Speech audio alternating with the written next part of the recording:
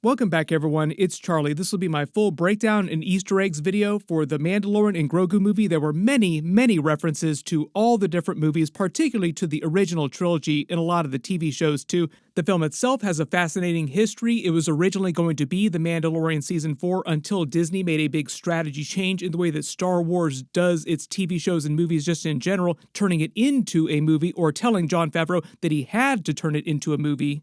So we'll also explain what that means for the future of Star Wars movies and TV shows just in general during the video. This movie is also a big deal because it represents the first theatrical movie that Dave Filoni is releasing under his tenure as creative control over the brand. Personally, I think the Ryan Gosling Starfighter movie coming out next year will be a better example of that just because Jon Favreau had so much control creatively over the Mandalorian series. Dave Filoni was just helping him with that, but the movie was largely Jon Favreau's beast that he did himself. Probably the biggest new lore surprise of the movie was the reveal that Yoda's species all instinctively build Yoda mud huts like beavers all build dams. Jon Favreau was the writer and director of the movie. He is also the showrunner of the Mandalorian series on Disney+, said that originally he had completed the scripts for all of the episodes of The Mandalorian Season 4, but in 2023, after a combination of lengthy Hollywood strikes and continued revenue problems Disney was having with their larger theatrical business at all of their big brands, not just Star Wars, but like Marvel and all their other big brands too, Disney decided to prioritize theatrical releases for all their biggest properties so they could earn more money on Star Wars and pull way back on Disney Plus spending just in general. This is also why currently we don't know if there's going to be any live-action Disney Plus Star Wars series after Ahsoka Season 2. There probably will be, they just haven't announced them yet, but they're going to be way fewer of them going forward.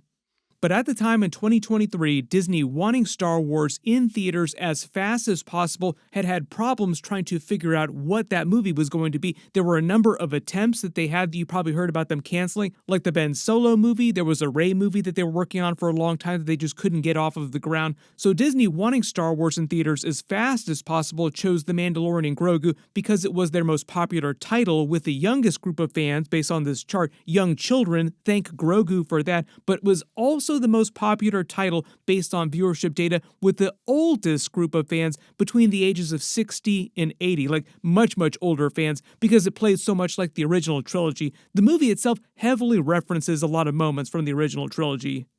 Disney also felt like the Mandalorian series had become a well-enough oiled machine. Jon Favreau was also a long-proven director, so it was essentially the safest possible bet that Disney had for putting an easy layup for Star Wars in theaters to try and tee up the return of their Star Wars theatrical business, theatrical movies. In reality, the Star Wars Starfighter movie is a more traditional Star Wars movie, like you would expect a bigger scope type of movie.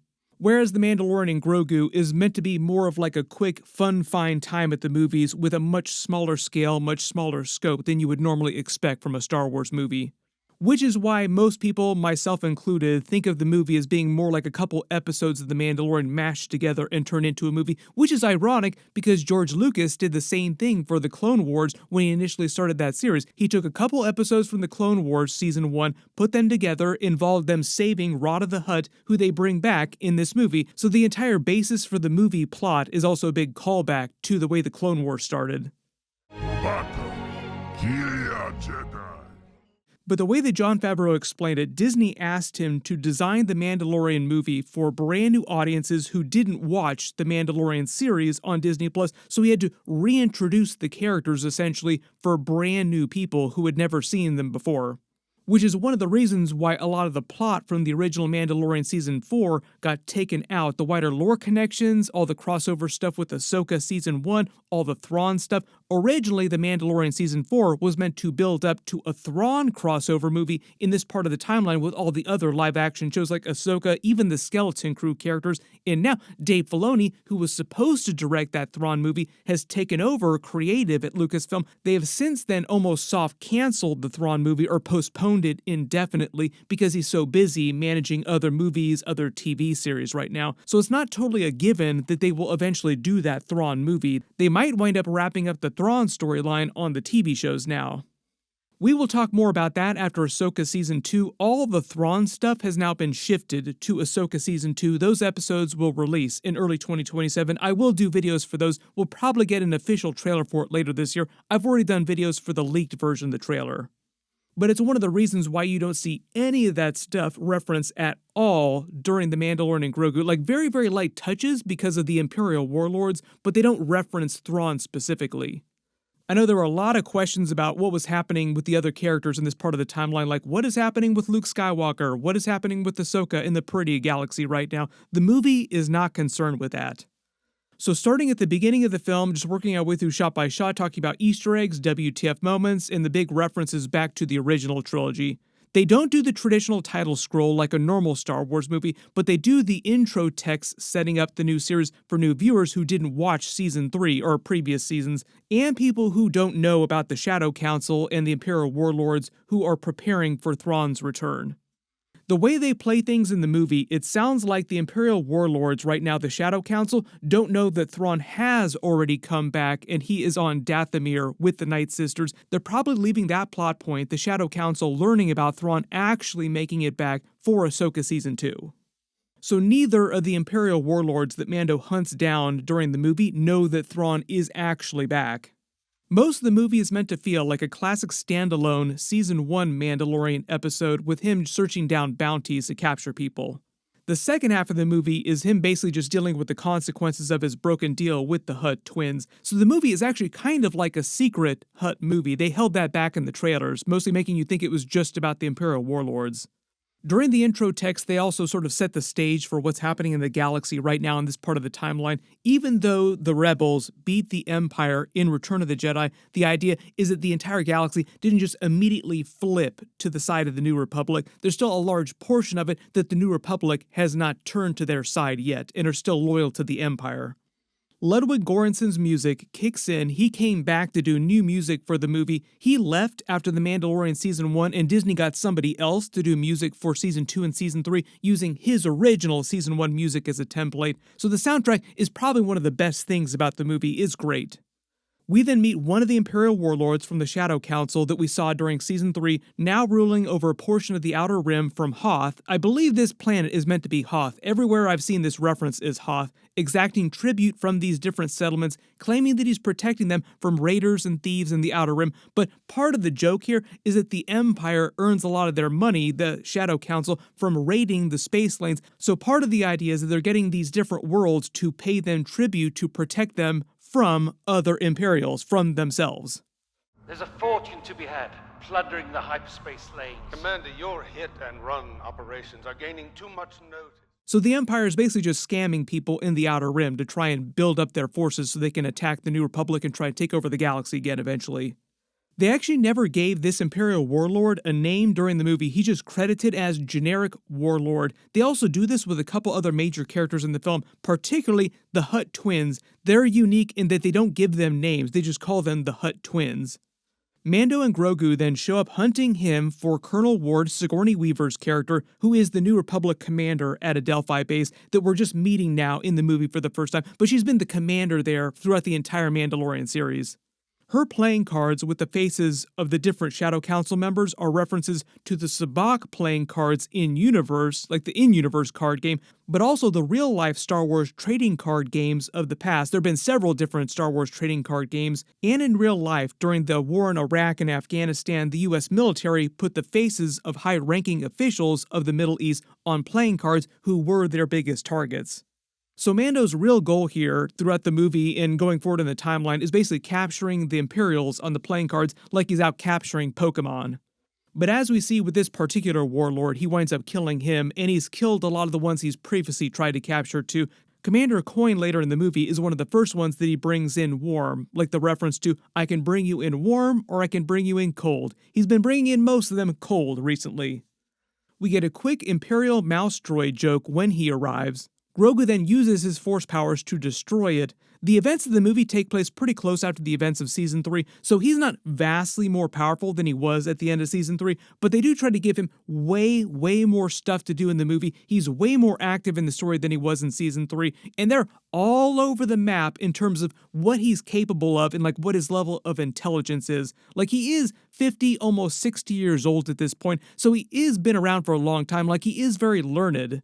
But there are a lot of moments where they make it seem like even though he knows a lot, he could probably speak if he wanted to, he just doesn't do it because he doesn't feel like it, and he feels like acting like a little kid.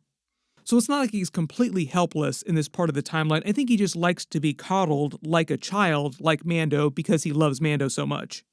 He and Mando ride the AT-PT, using it to go after the warlord who's trying to escape in the AT-ATs, and if this is Hoth, like I said, presumably the New Republic never tried to set up shop on Hoth again after abandoning the planet in the Rebel base during Empire Strikes Back, and the Imperial Remnant just moved in to the old Rebel base after Return of the Jedi and set up shop. They use these early scenes to show you the inside of AT-ATs like we've never seen them before in live action. It's all pretty cool. And the Warlord's escape vehicle here is an INT-4 Interceptor aerial vehicle used by the Empire for scouting operations. They were also created by Kenner in 1982 as part of the Empire Strikes Back toy line after that movie came out in theaters. The Empire primarily used the craft on Hoth and ice plans, which is why it's in the AT-ATs on Hoth in this movie. So it is a really big deep cut for the classic toys, which they do a lot in previous Mandalorian seasons. Like, there's always Easter eggs for deep cut toys. Basically, the entire Mandalorian series is like Jon Favreau and Dave Filoni playing with their toys. There are a lot of references to things like that later in the movie too, like the Djarik board. They literally play a big fighting match like it's a giant game of Djarik. Once they kill the Warlord, Zeb rescues Mando in his U-Wing. Since the events of Rebels in the original trilogy, Zeb has been a pilot working out of a Delphi base with the New Republic. He's also supposed to return during Ahsoka Season 2. He was in that leaked trailer, so we'll see what they do with him. They show the title of the movie in the traditional Mandalorian series style and font, but changed to add the Grogu to the title. This is also a Star Wars first in that the movie has opening credits. This is a huge deep cut for George Lucas in the original trilogy. George Lucas was actually kicked out of the Directors Guild back when he released A New Hope in theaters in 1977 because at the time it was the rule that you had to have opening credits in all your movies, and he didn't do that for the original trilogy, and then later just continued not doing that for the prequels. Disney has also continued to do that with the newer Star Wars movies in the Disney era of Star Wars. This is just like the first time that they've gone back to actually adding opening credits to a movie. So we'll see if this sticks and when the Starfighter movie comes out next year, there are opening credits, or if they go back to having no credits like most Star Wars movies.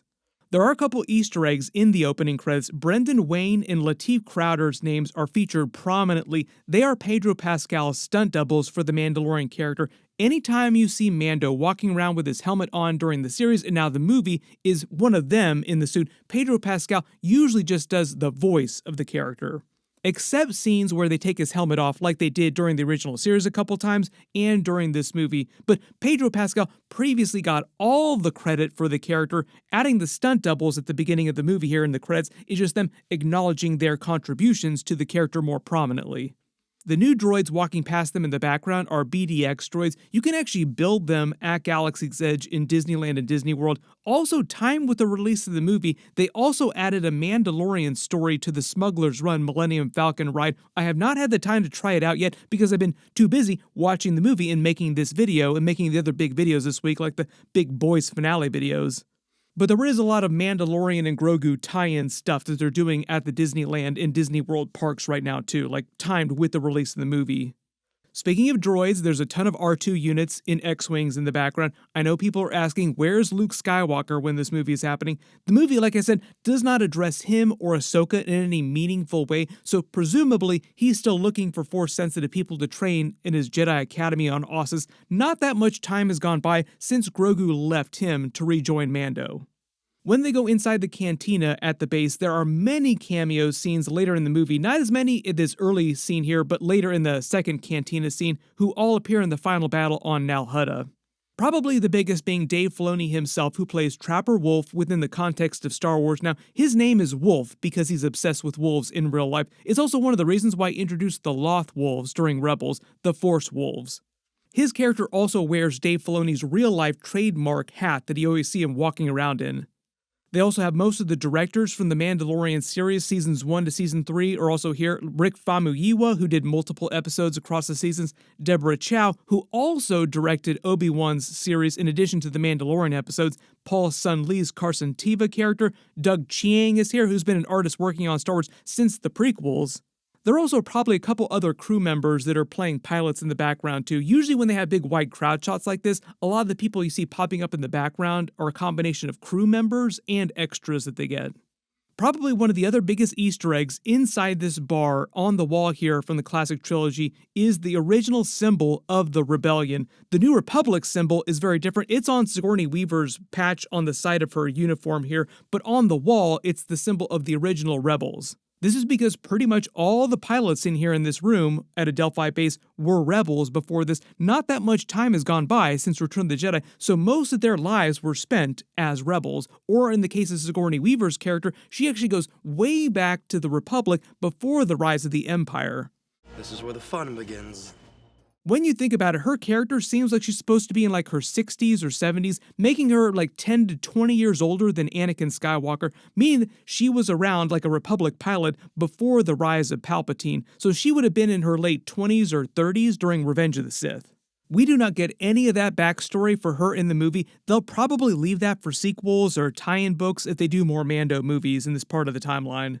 Sigourney Weaver has been in pretty much every giant Disney franchise ever. She hasn't been in any DC movies, but she's been in so many big franchises, not just at Disney, but other studios too. Most people remember her, though, classic sci-fi franchise, the Ridley Scott Alien movies. This is also probably one of the reasons why she never wound up in a Star Wars movie before this too, because when the original trilogy were being released by George Lucas back in the 70s, she was busy in the Alien movies. When she tells Mando to capture the Imperial warlords alive so they can learn more about the Shadow Council's plans, it's to prevent them from rising again, which we know fails eventually because the First Order forms and eventually does return someday. She pays him for his bounty and for the next bounty, giving him the restored Razor Crest that they took from a captured Imperial collector. They yoinked it from a rich toy collector. This is part of the joke here too, like, hey, we found this new as old toy that was inside the wrapping, so here, why don't you take it? Really big shout out in this movie to adult toy collectors. Raise your hand if you still have any of the classic Star Wars toys from back during the original trilogy era, or if you bought them later if you were too young at the time when they were originally released. Mando still has his Naboo N1 starfighter back on Navarro that we see later in the movie. It's not gone completely. They just wanted to bring back a Razor Crest. She then gives him the next mission to go after Commander Janu Coyne, who's one of the other Shadow Council members that we saw during Season 3. He's played by Wayne Coyne in real life, so they just gave him a Star Wars name that sounded very similar to his real-life name. Even though she doesn't say, all the other faces on the cards are members of the Shadow Council. That's basically who they're going after here. She sends him to Nal Hutta to get his location from the Hutt twins from the Book of Boba Fett, who have taken over Jabba's former criminal empire. Nal Hutta is the Hutt homeworld. There was a lot of extra Hutt stuff during the Clone Wars, but we've never actually been to Nal Hutta in the live-action movies. But the Hutt twins then eventually become the true villains of this movie. That's why I say it's a secret Hutt movie. The reason why she believes that Rada the Hutt is being held against his will by Commander Coyne, which is a lie, is because the Hutts lied to her. Their real goal was to play the New Republic against the Empire to make more money off of both sides, and then just side with whoever the victor was when the Empire eventually did come back in force and try to take the galaxy back. And also kill their nephew, Rada, because he is the true heir to Jabba's empire, and they want to prevent him from ever trying to claim it from them. Even though many times during the movie, Rada says he doesn't want it, he goes full Jon Snow, rightful heir of Westeros, does not want his father's criminal empire throne. I also kind of think the Rada subplot in the movie is so that Jon Favreau and Dave Filoni can bring a Hutt back in the future and have him be part of the New Republic in a bigger way, like a good Hutt who is working with the New Republic, which we've never seen in Star Wars before.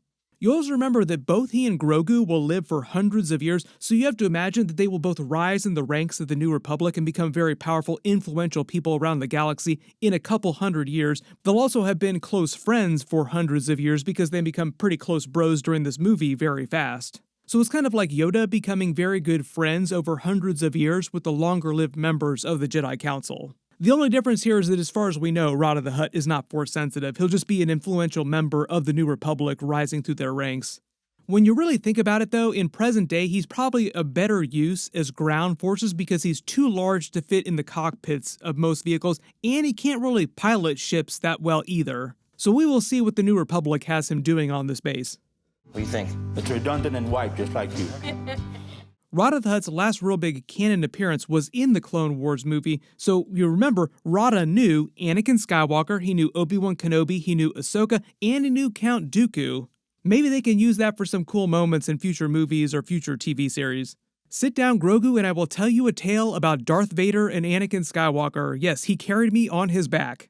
They also imply here that Mando did cross paths with Jabba in the past sometime during or before the original trilogy, but not very often, and inside the Razor Crest, Grogu has the same bed that he had in the original Razor Crest, same compartment basically. Him messing with the buttons is also a callback to the series' funny moments, but also set up for later when he tries to press a bunch of buttons randomly firing missiles. Also at the end of the movie, Mando lets him pilot the ship, so the idea is that Grogu is slowly learning to actually work the Razor Crest controls in the correct way. Very, very slowly though.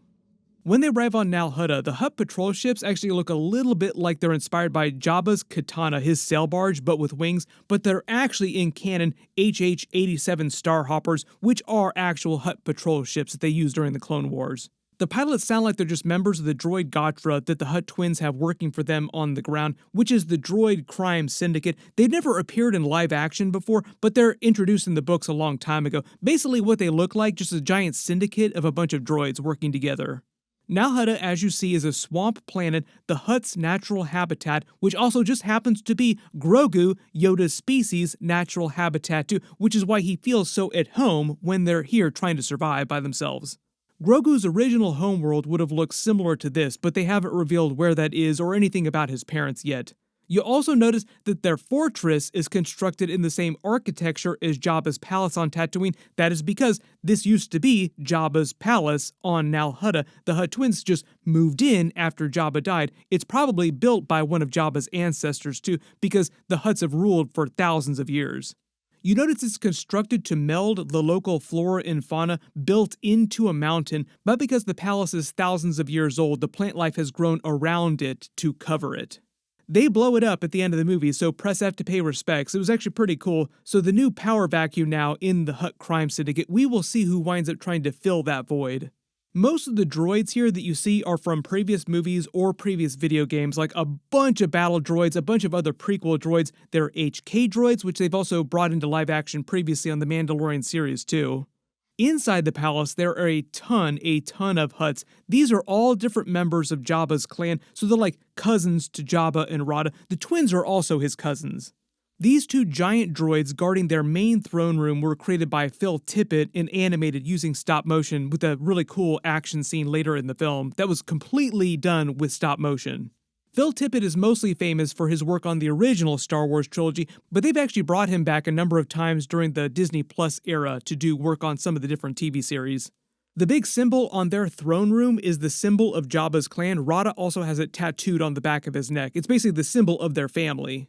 This entire scene with the twins is meant to be a comp back to Return of the Jedi when we meet Jabba for the first time. Also, like Return of the Jedi, they have a trapdoor right in front of their throne. Most of the Hutt scenes during the second half of the movie are inspired by Return of the Jedi. But this time, it's a giant dragon snake in the pit, not a Rancor.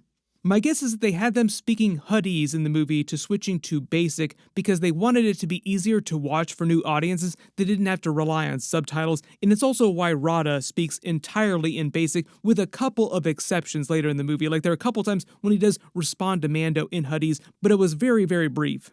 They probably did this especially for Rada because he has a lot of dialogue in the movie and they didn't want the entire movie to be subtitled. They then have their big Clone Wars joke to Stinky, which is what he looked like during those episodes. Being a Padawan is harder than I thought. They introduced the new world of Shakari, although a lot of you asked me if this is a Star Trek reference because that was the name of a world during Star Trek V. I don't know if Jon Favreau did that on purpose, maybe.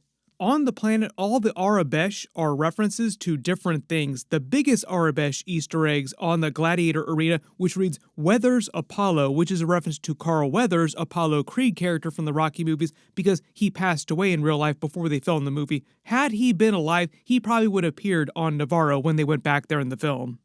Even though Grogu gets a couple of armor-up montages in the movie, he has not gotten any new armor or weapons since Season 3. The darts and the chest plate of Beskar are his newest pieces. He got his Beskar chainmail shirt during the Book of Boba Fett, too.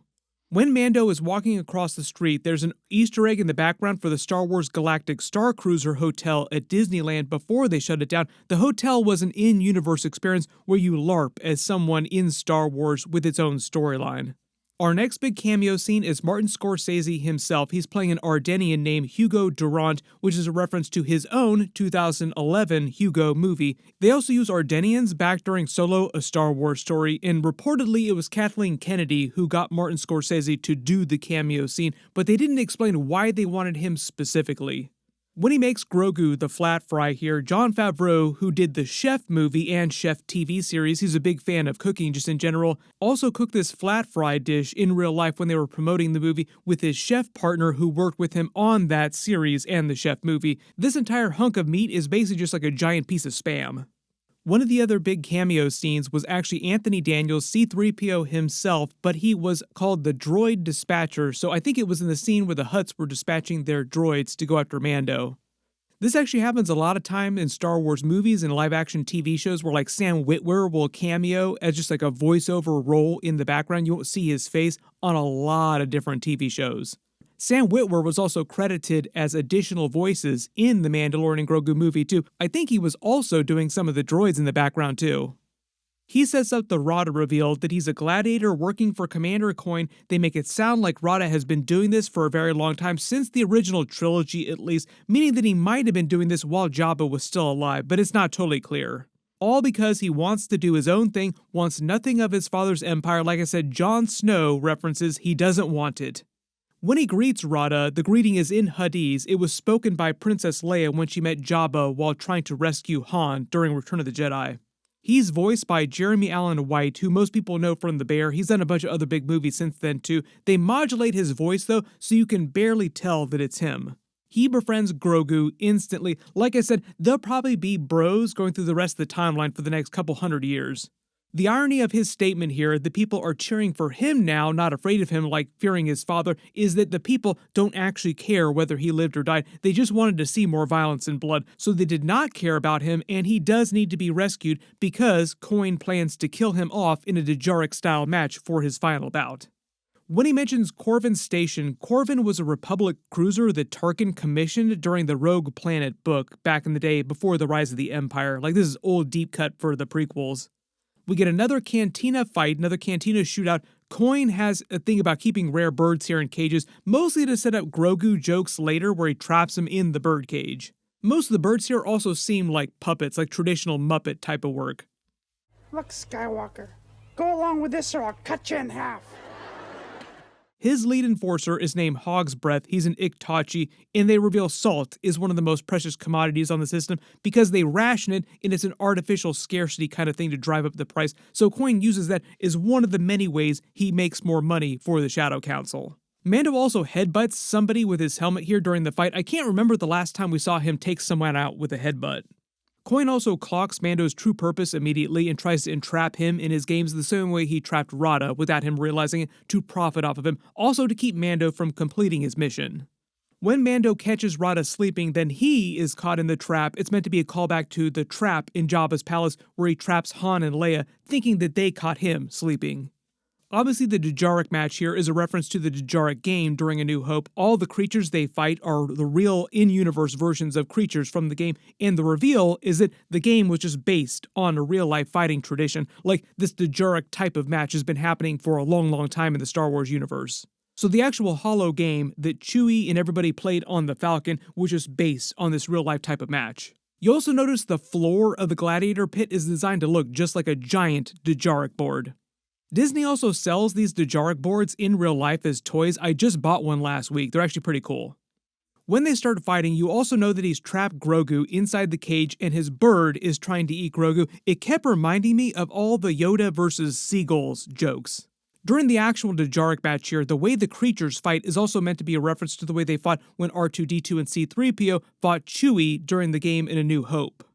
Grogu then gets a new pram from the baby Rodian when their fight breaks into the streets, and Rada helps him capture Coin after he realizes the true mission. His fortress being in the desert also feels like another Return of the Jedi Jabba the Hutt callback too, because Rada is here, so Hutt's in the desert. Mando tells him he can bring him in warm or cold, which was his first line of dialogue in episode 1 of season 1. Zeb's line, "I like your attitude," was also something he said during season 3. Mando also repeats the line, "Always wear your seatbelt," which he said previously in the series.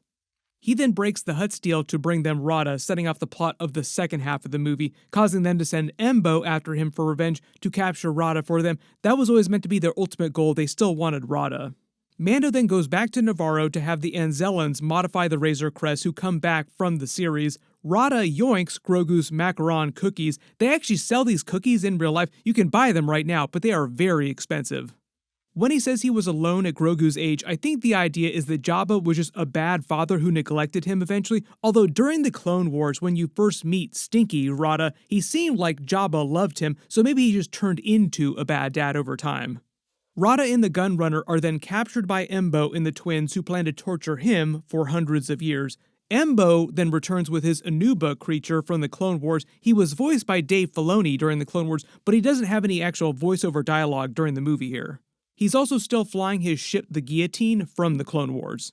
Then they set up Grogu and the Anzellans' rescue mission because Embo also captures one of the Anzellans, and I think this is the first time we've actually seen their tiny little ship, which makes Grogu seem like a giant. It was hilarious. It got a bunch of laughs in my theaters both times I saw it. I think the idea is that the ship is meant to be so small that it doesn't pop on the Hutt's radar, which is why they're able to make it to the planet without being captured. Then the twins drop Mando into their pit with the dragon snake, meant to be a callback to the Rancor pit in Return of the Jedi, maybe also a cross between that and the Diagonal fight in the Death Star trash compactor, because it was a water-based fight too. The other aquatic creatures that he fights down here are the Amani, which are featured during Return of the Jedi as well.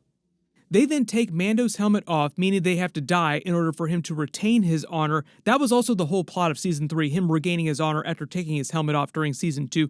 Grogu also stays behind to nurse him back to health after he's poisoned, building him a Yoda hut. There are many Yoda references during this too, like living alone in the swamp, like the Gattori creature here that helps him later, also start using a walking stick just like Yoda, and starts meditating in the swamp like Yoda did on Dagobah. Patience! For the Jedi, it is time to eat as well.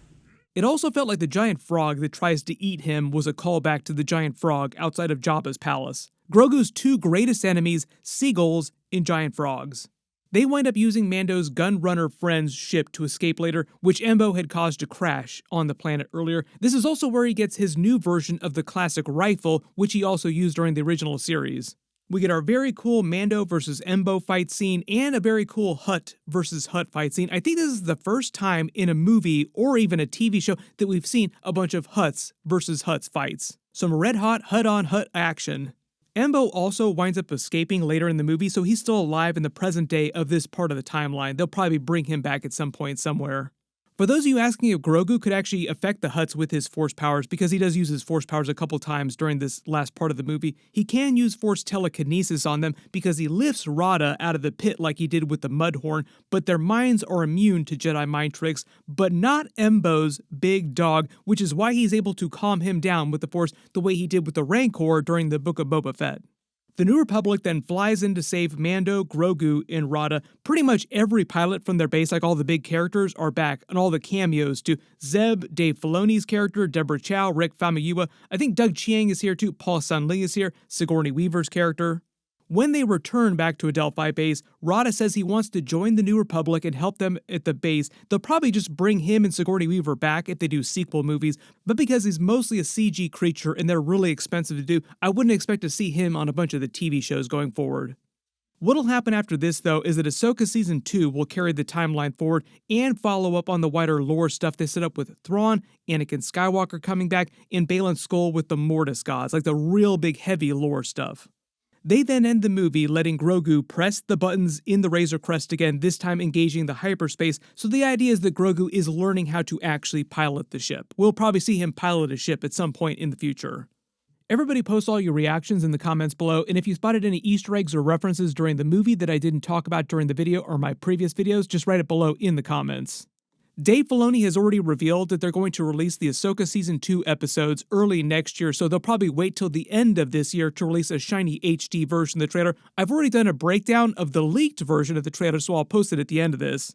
And because the Ryan Gosling Starfighter movie is also coming out next year, we'll probably get a trailer for that at the end of the year. So whenever we get more footage for that, I will also do more videos. Everybody click here for that Ahsoka Season 2 trailer, and click here for all my other Mandalorian videos.